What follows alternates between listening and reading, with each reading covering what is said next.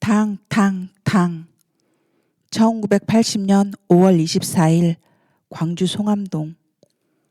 총성이 들린다는 소식에 시민군인 최진수 일행들은 총기를 회수하기 위해 마을로 향합니다. 그러나 소식과 달리 송암동 일대의 주민들은 평화로운 오후를 보내고 있었죠. 동네 아이들은 함께 저수지에서 놀며 마을 주민들은 서로 안부를 나눕니다. 그런데 시민군 최진수 일행이 마을에 도착한 지 얼마 지나지 않아 공수부대 행렬이 멀리서 나타났습니다. 그리고 이유 없이 이어지는 발포. 송암동 일대를 지나던 계엄군은 시민군과 송암동 주민들을 향해 총을 쐈습니다. 발포 대상에는 저수지에서 놀던 어린 아이들도 있었습니다. 안녕하세요. 당신을 위한 영화 시네포유의 진행자 김정은입니다.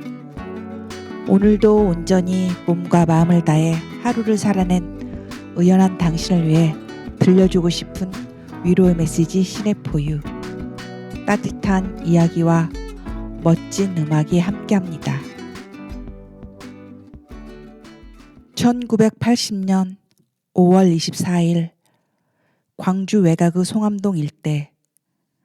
초등학생부터 노인에 이르기까지 무고한 시민들이 희생되었습니다. 군인끼리의 오인 사격이 발생한 것이 시작이었죠. 계엄군 간 벌어진 오인 교전으로 인해 공수부대원 9명이 사망하고 40여 명이 부상당하자 공수부대는 무고한 시민에게 그 화살을 돌렸습니다. 그 후 마을 주민들은 이유 없이 보복 사살을 당했습니다. 공수부대는 비무장, 무방비 상태 시민들을 폭행하고 체포했으며 구타와 사격으로 보복, 학살을 감행했고 10여 명의 사람들이 사망한 것으로 알려졌습니다. 여기까지가 송암동 사건의 공식적인 기록입니다. 하지만 민간인 희생자는 기록과는 달리 훨씬 더 많을 수도 있습니다. 송암동 민간인 학살 사건은 44년이 지난 지금까지도 축소 은폐로 인해 제대로 진상규명이 이루어지지 않았으니까요. 상대적으로 덜 알려진 것이 사실이겠죠. 파헤치면 파헤칠수록 알면 알수록 모르는 것이 더 많아집니다. 세상의 모든 것들이 온통 초록으로 빛나는 5월입니다. 그 빛나는 반짝임이 누군가에게는 설렘으로 다가오기도 하지만 다른 누군가에게는 그저 말할 수 없는 고통이기도 합니다. 인간이 타인의 고통을 상상할 수 있도록 설계되어 있다는 게 이 세계에서 우리가 절멸하지 않은 이유였을 것이라고 말한 작가가 있었는데요. 우리는 타인의 행복보다 고통을 좀 더 구체적이고 생생하게 상상할 수 있다는 거죠. 그 능력은 우리를 연민과 연대로 이어지도록 만들었고요. 여기 연민과 연대를 호소하며 사람들의 지속적인 관심을 당부하는 영화가 있습니다. 우리에겐 불편하고 끔찍하고 참혹하지만 꼭 알아야만 하는 진실이 여기 있다고요. 영화 송암동은 1980년 5.18 민주화 운동 중에 비교적 잘 알려지지 않은 5월 24일 광주 송암동 일대에서 벌어진 민간인 학살의 전말을 추적하는 논픽션 시네마입니다. 시나리오의 90%는 증언을 토대로 한 것이며 대사도 증언을 그대로 바꾼 것이라 하는데요. 그건 송암동 사건이 사진이나 비디오 자료가 아예 전무하기 때문이죠. 남은 것은 오직 기록과 증언뿐입니다. 영화를 만든 이주홍 감독은 증언을 토대로 조사할 수밖에 없는데 증언이 꼭 필요한 계엄군들은 먼저 죽었거나 최근에 이미 죽었다며 생존해 있는 계엄군들조차도 잘 이야기해 주지 않아서 증언 확보가 쉽지 않았다고 취재 당시의 어려움을 이야기하기도 했는데요. 감독은 스스로가 영화 감독인지 조사관인지 형사인지 모를 정도로 사건의 진실을 파헤쳐왔다고 밝혔습니다. 그는 송암동 사건을 알게 되니 마치 늪에 빠져들 때처럼 더 깊숙한 곳으로 닿게 되었다고 말했죠.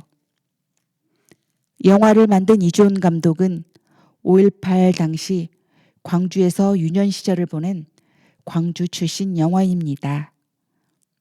당시 8살이었던 이 감독은 광주 송암동에서 산 하나만 건너면 있는 마을에서 살고 있었는데요. 어린 나이였음에도 들려오는 총소리와 헬기 소리는 심상치 않은 일이 벌어지고 있다는 것을 그에게 알려주었죠. 그는 비슷한 나이 또래의 형들이 죽었다는 사실을 어렴풋이 알고 있었는데 그들이 바로 전재수와 방광범이었다고 말했습니다. 또한 어머니께선 너도 나가면 그렇게 죽으니까 조심해야 한다고 말씀했었다고 이 감독은 어릴 적을 회상했습니다. 그는 23년 차 다큐멘터리스트입니다. MBC 시사 매거진 2580 취재 PD 그리고 KBS 생방송 시사 투나잇, 생방송 세계는 지금, 똑똑한 소비자 리포트, 추적 60분 등의 외주 제작 PD로 활동해왔죠. 그 후 블랙딜, 서산 개척단 등 총 4편의 장르 영화를 연출했는데요. 박정희 정권의 국토개발 사업에 강제 동원된 대한청소년 개척단의 이야기를 알린 서산 개척단이란 영화로 2018년 제19회 전주국제영화제에서 다큐멘터리상을 수상하기도 했습니다. 이주온 감독은 지난 2020년 5.18 민주화운동 40주년을 맞아 다큐멘터리 광주 비디오 사라진 4시간을 공개한 바 있습니다. 하지만 두 번째로 광주를 다루는 영화 송암동은 다큐멘터리가 아닌 극영화입니다. 다큐멘터리로 송암동을 제작하고자 했지만 남아있는 사진 한 장 없었기에 불가피하게 극이라는 방식을 택했다고 하는데요.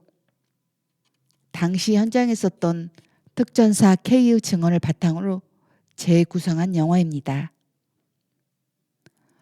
영화는 당시 광주에 투입된 특전사의 새로운 학살 증언을 통해 진상규명의 필요성을 강조하고 있습니다.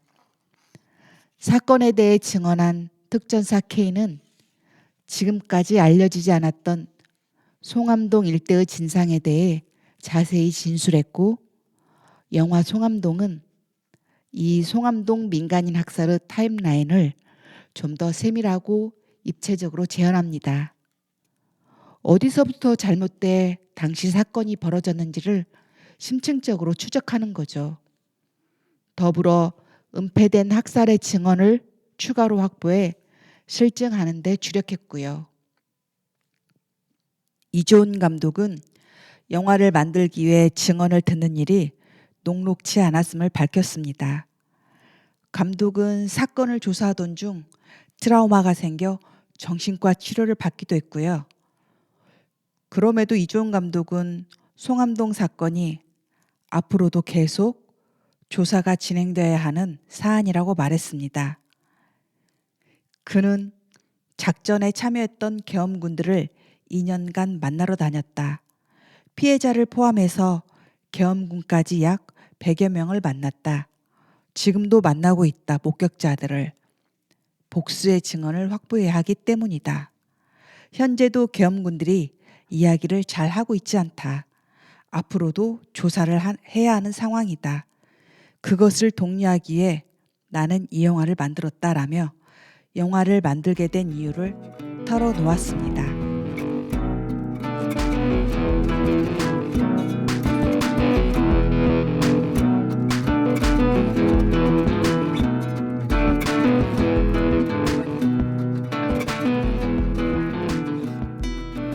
그날 송암동에서 왜 그렇게 많은 민간인이 죽었을까요? 그리고 왜 신고가 안 됐을까요? 논의를 통해 조사가 계속 진행되어야 하는 부분입니다. 진실은 반드시 기록되어져야 하니까요. 40년이 훌쩍 지났음에도 계속해서 밝혀지는 광주 민주화운동의 새로운 진실들. 독재 정권이 자행한 살인, 폭력, 그리고 은폐 행위가 속속 드러났지만 당시 가해자와 공권력의 인정과 사과의 길은 여전히 멀어 보입니다. 누군가는 언제까지 광주 이야기를 하냐고 묻습니다. 글쎄요. 진실에 더 가까워질 때까지.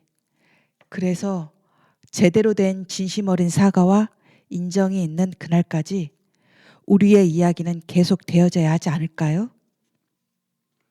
5월의 봄날 꿈같이 따사로운 저 평화의 땅을 찾아가는 그날을 생각하며 정태춘이 불러줍니다. 떠나가는 배. 지금까지 당신을 위한 영화 시네포유의 진행자 김정은이었습니다. 무탈하고 평온한 여러분의 하루를 응원합니다.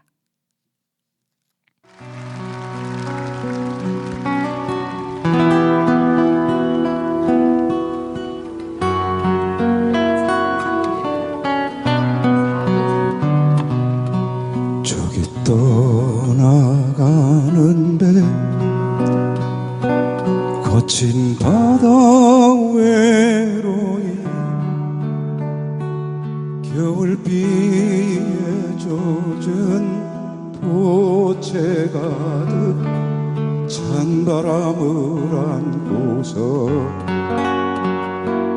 언제 다시 오마는 허튼 맹세도 없이 봄날 꿈같이 따사온